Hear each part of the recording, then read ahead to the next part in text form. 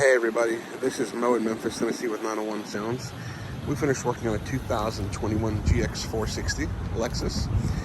We integrated a Escort 360 CI system in here, and this system is pretty awesome just because it gives you front and rear shifting. It also has front and rear radar.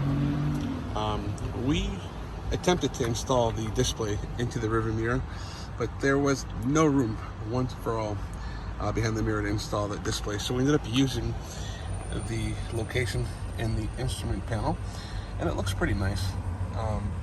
It kind of gives you the information that you need, and it's directly on the site. And the pad is on the actual left side of the column, and it looks pretty good. You can kind of go in here and operate the volume. You can kind of go in here and turn off or turn on all your laser and radar shifters. And not to mention, you can connect this to your cell phone system, so you can have full control over the features the app allows you to use. And on top of that, you can probably see the shifters are right installed on the front bumpers. Sometimes you can go with 3 or 4 depending on how wide the bumper is.